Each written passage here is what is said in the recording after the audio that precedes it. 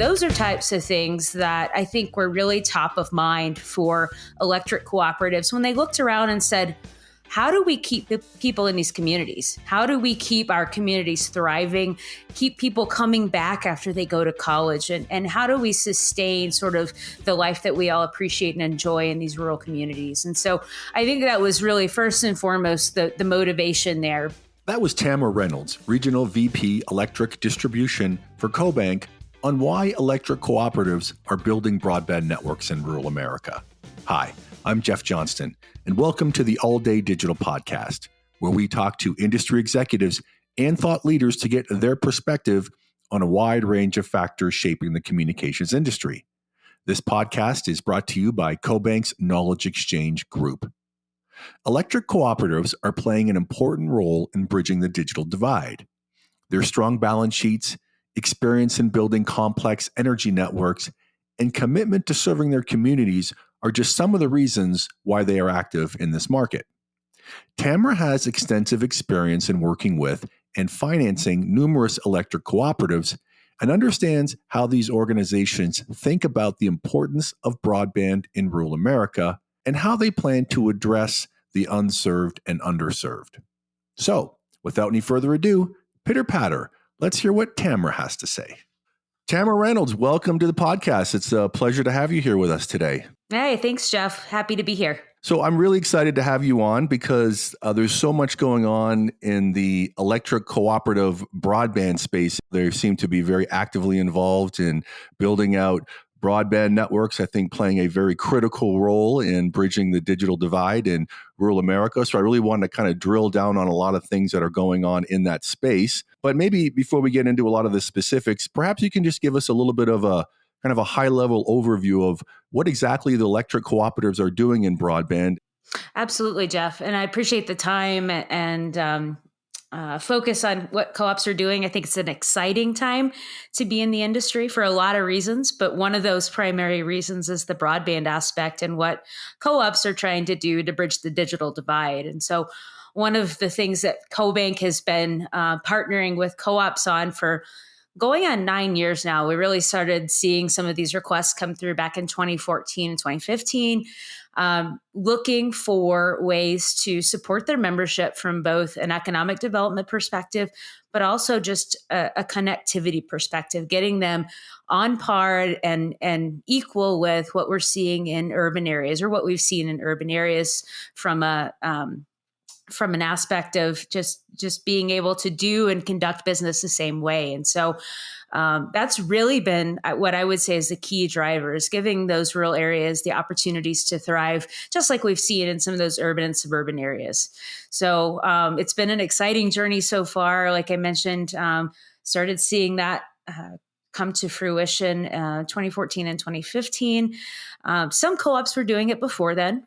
Back in 2009, we started to see some folks test the waters a little bit when the ARRA funds came out and some of the RBIC funds came about. And so those were what we would consider the really, really early movers. And a lot was learned from that process, but it really was foundational in terms of co-ops thinking about how do we do what those folks have done? How do we make that feasible? And how do we do it? How do we bring that to our territory in a way that is cost effective for our membership? Great. That's a wonderful overview. And I guess, too, just kind of thinking about electric cooperatives financially, I mean, correct me if I'm wrong, but I think they're in a pretty good position from a balance sheet perspective and from a cash flow perspective to play a critical role in building out these networks. Absolutely. Yeah. When you think about why co-ops are maybe fit for deploying broadband, right? They're used to investing in long-term infrastructure. They've got huge balance sheets.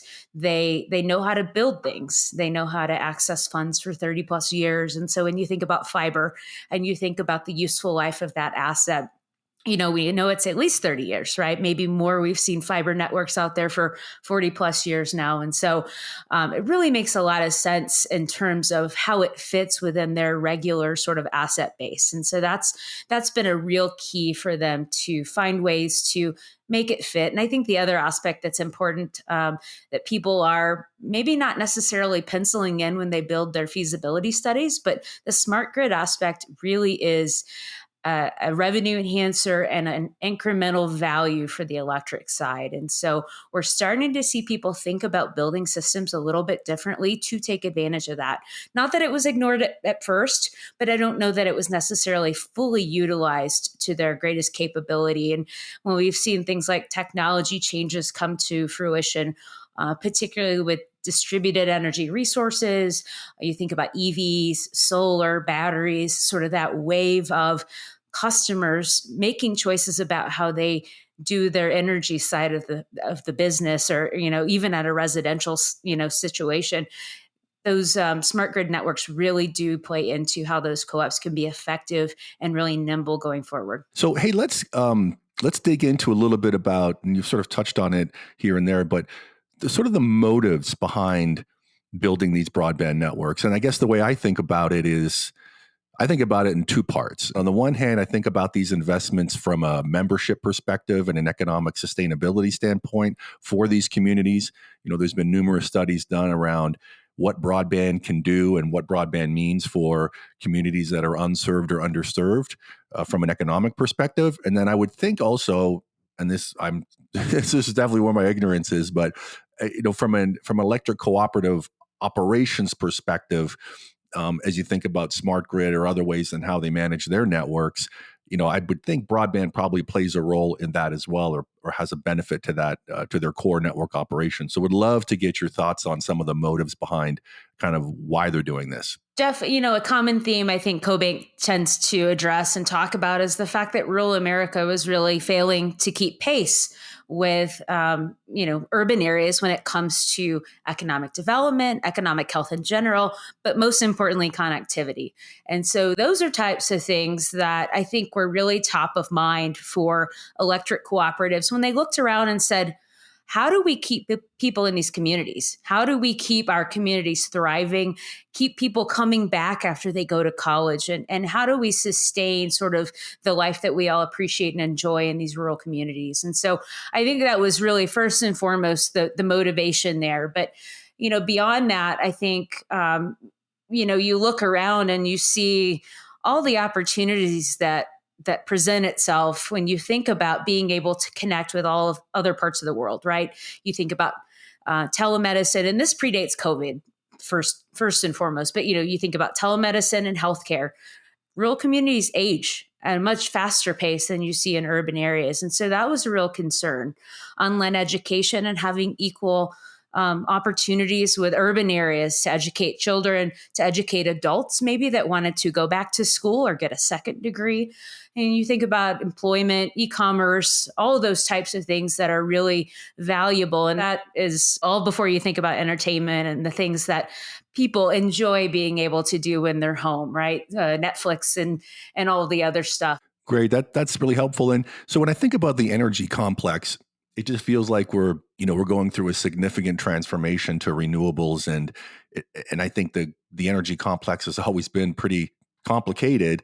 But my guess is with renewables, it's getting even more complicated to manage this whole thing. So does broadband at all kind of help play a role in this to manage all of these different sources of energy? Yeah, I definitely think so, right? And we talked a little bit about the smart grid benefits, and I think those sometimes are hard to quantify, right? They haven't historically been something that you've been able to necessarily track, but that having the ability to have high speed communications between different parts of your system really lends itself to resiliency and support for a network where, across the energy space right now, we're seeing more disruptions than ever in history in terms of service and reliability. And that doesn't even touch the power supply side. That just talks about purely the transmission and distribution system. And so when you think about how important that is and how much we rely on electricity, but maybe don't even think about it,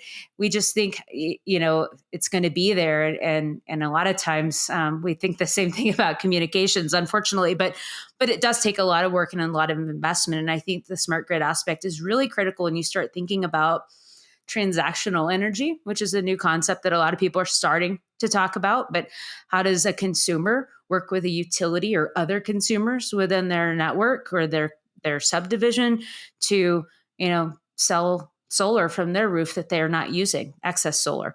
And how do we think about electric vehicles and crediting the grid for the energy that your battery maybe in your electric vehicle provides to the utility? And so there's a lot of future looking opportunities that I think are improved by high speed communications like fiber. Well, it's fascinating. I love it. It's so many moving parts here with how we generate, store, transact energy. It's just fascinating space. So cool.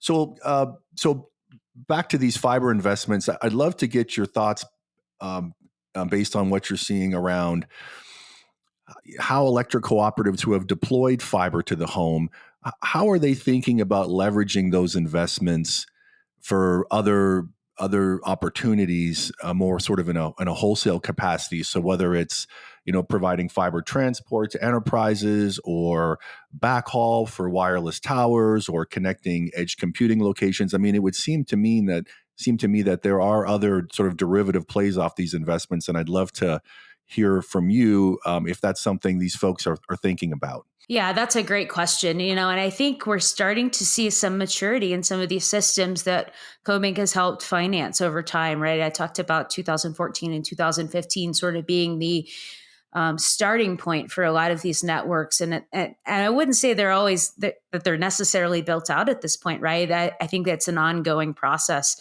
but I do think that their rings are built. I think they're just doing connections and new drops and taking customers if they're in a competitive area. But the thing that is really top of mind for most of these guys right now are a few things, right? What can you leverage from a grants perspective? I think people are excited about that opportunity because it gives them some new ways to look at edging out and that edge out strategy. So that's one aspect that's really important for our co-ops. I think the next piece that's really intriguing that we're seeing a lot of interest in, and part of that's driven by grants too, is the middle mile aspect.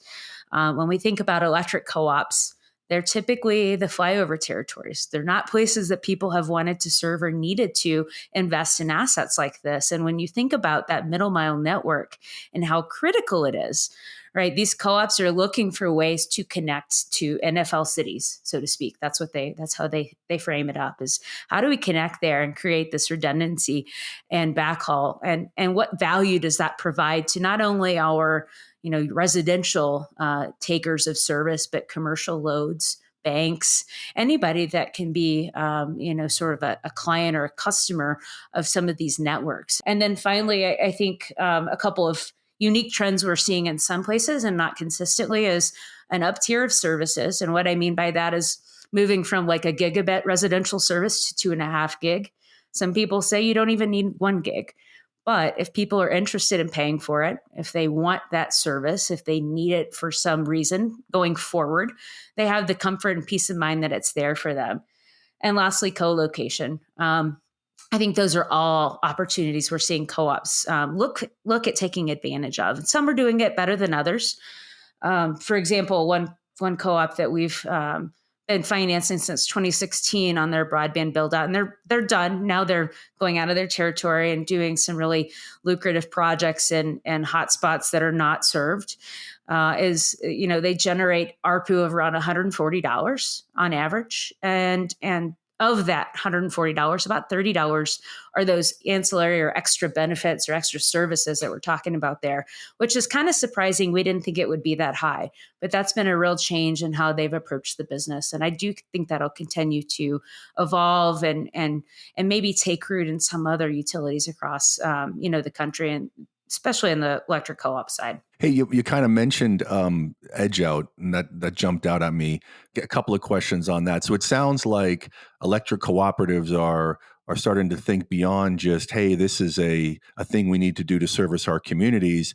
Is now maybe this is more of a true business opportunity, right? So if they're edging out, are they edging out into markets where they don't provide power Is that what you're suggesting? Because they see a business opportunity to do so? Yeah, great question, Jeff. That's, co-ops and utilities in general tend to lean into territorial protection when you think about electric service, right? You don't compete for electric service in most places across the country. And so they really have a sort of a one-track mind when it comes to doing that business. They've had to think differently with communications being a competitive business and thinking beyond their borders, if that makes sense, right? So you've got their territory that maybe they've served all of their members, and now they're starting to think about, where else do we go? How else do we continue to generate cash flow that supports paying off this network faster? And so one co-op in particular in Northwest Arkansas has really thought about this well. And so they've gone into areas where there's no incumbent service, and they've picked towns where there's some density pockets. It's still rural by nature, but they don't serve it on the electric side. And that's been really valuable, not only for those people in those communities that are sort of being left out, but also for their membership, in that they're not necessarily waiting 30 years to pay off that debt. And so, it's a win-win-win when we think about what that brings to the table for some of these communities. Yeah, I think about that in relation to the cable operators, because for the longest time there was sort of like the cable mafia, right? They would never compete against each other in their respective markets, and everyone sort of had their little islands, and that was all fine and good. But it's interesting because more recently, small, but we've seen some transactions where cable operators are buying overbuilders, broadband overbuilders, and becoming more of a direct threat to their cable mafia brother. So I don't know, it feels like it feels like maybe a similar thing that's going on here as well. So that's an interesting development. Yeah. And I guess I would also add, Jeff, the thing that it's not necessarily non-co-op territories they're going into either, right? It's also their co-op neighbors that maybe they don't want to build. They don't see the reason to build a network and don't want to operate a retail broadband business. And so they've partnered in some ways. And I say partner loosely. They've given them permission to come in and serve their customers because they trust them and their reputation. So it's, in some ways, it's also a really great partnership amongst co-ops to sort of say, hey, you run with this. You're doing a great job. No, that's a good point. Yeah, no, it's more collaborative in nature as opposed to competitive threat. So yeah, that's a good point. Um, is it only fiber, Tamra? Are these guys looking at fixed wireless at all, or is it? I mean, I'm sure it's a fiber first strategy for obvious reasons, but in some of these markets that are sparsely populated, are they looking at alternative technologies? They are. And I would say that trend has changed over time. We started to see early on, co-ops with densities above 4.5 people per mile were good candidates for some sort of higher speed internet, right? Whether it was a wireless plus a fiber build, or fiber only if you had some dense pockets, or a combination. You could do sort of a blended network. And I think with the amount of money that's come out, and with the low cost of financing over the last several years, particularly through COVID, I think people have evaluated this strategy and looked at, if I'm going to deploy wireless for $40 million and I could do fiber for 70, and half the 25% of it's getting paid by grants, why not? Right. So they've kind of, I would say, retailored their strategy on how they build, or they've taken a pause and said, do we really need wireless? Let's see where we get. And so I think that's been actually pretty valuable. As you know, wireless technology is improving, but I don't think that it promises it's the same sort of service and dependability that I think co-ops expect when they think about reliable service. And that's a big aspect for them. Cool. Hey, just something came to mind. I mean, kind of thinking about the current economic environment right now. In the telecom market, we've seen a slowdown in mergers and acquisitions here in the last 12 months or so. And we believe that that's a combination of higher interest rates that are impacting borrowing costs and change the business model a little bit. Kind of on the supply chain side of things, we're seeing, and things are getting much better, but from an equipment standpoint, there's been delays in getting equipment in. And then on the labor side, of course, that continues to be an ongoing challenge where you've got, 1.7 of jobs open for every one person looking for a job. So just across the economy, obviously, there's a lot of challenges from a labor standpoint. But all of these sort of factors have impacted build schedules for a number of telecom operators and push things out. And we suspect that that's having a role on why we're seeing a little bit less M&A, I guess, from a supply chain and a labor standpoint and the current economic environment. Have you seen any of that impact builds and plans in the electric cooperative space? Yeah, I mean, it's certainly a consideration. I mean, I think when you look at what we would consider standard electric infrastructure investment, that's maybe softened a little bit. People are maybe not necessarily taking the same approach to maintenance capex, and they're really thinking a little bit harder about how they deploy capital to do the right things for their system. All at the same time, we've seen record investments from an infrastructure standpoint when it comes to grants and government support. And so I think people are sort of saying, wait a second, we really need to think about how we spend our money, and are we really considering all the things that are at our disposal right now? So from just the electric side alone, I think people are sort of saying, okay, we need to think about this, coupled with the fact that energy prices are actually higher now than they were 2 years ago. And then that's due to a number of factors, right? Natural gas continues to pose some challenges. It's not in a place where it was back in, say, September, but that is something that people keep in the back of their minds, is how that impacts member bills and their ability to pay off their electricity bills every month. So from that perspective, yes, I think people are maybe pausing on some projects and thinking about it differently. From the fiber perspective, I think it's really interesting because, yes, we've sort of been waiting on pins and needles for BEAD money guidance and how that looks and how that comes out. But at the same time, they can't really wait when you think about competitive territories and how you go after, and particularly the edge out strategies, how you go after some of those areas in the event that they are competitive. And in most cases, they're not, but on the rare occasion they are. And so it's still something that people have to think through and consider. And I do think that interest rates play a big factor in that. Supply chain has not been as big of an issue, I think, on our side of the business as maybe you see in what we would say traditional telecom. I think the way these consultants and these co-ops have partnered together and really bought up a bunch of supplies on the front end has changed sort of that dynamic. So we're not seeing it there so much. Labor can be an issue from time to time. But generally, once you get rolling on a project, they don't want to let those contractors go. And so that's been a key strategy in sort of keeping these consultants, keeping folks busy and keeping these projects going. So that's been really critical, I think, for having some success with continuity over time. Oh, good stuff. Good stuff.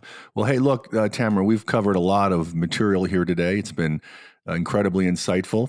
So I want to thank you for your time. But before we wrap it up, I want to give you an opportunity to bring up anything or talk about anything that that we haven't covered yet. No, Jeff, I appreciate the time today. I guess the one thing I would say, and we probably could have started with it, is CoBank, I think, is one of the largest lenders to this space.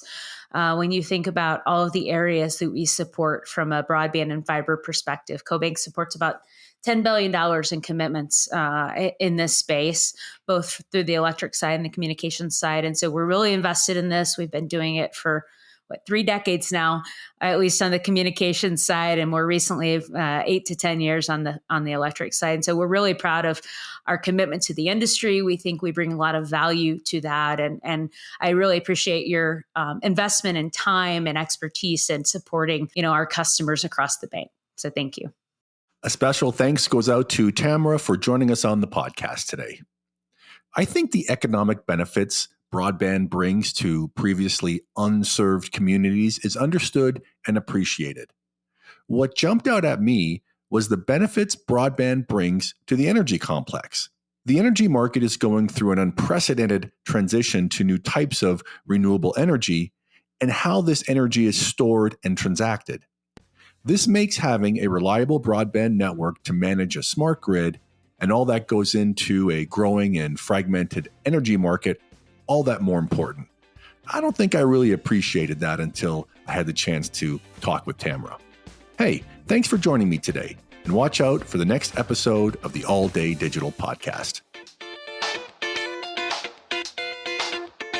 The information provided in this podcast is not intended to be investment, tax, or legal advice and should not be relied upon by listeners for such purposes.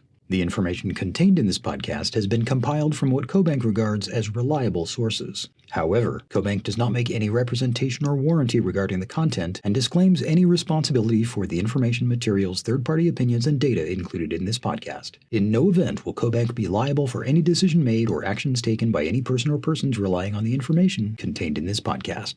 The information provided in this podcast is not intended to be investment, tax, or legal advice and should not be relied upon by listeners for such purposes. The information contained in this podcast has been compiled from what CoBank regards as reliable sources. However, CoBank does not make any representation or warranty regarding the content and disclaims any responsibility for the information, materials, third-party opinions, and data included in this podcast. In no event will CoBank be liable for any decision made or actions taken by any person or persons relying on the information contained in this podcast.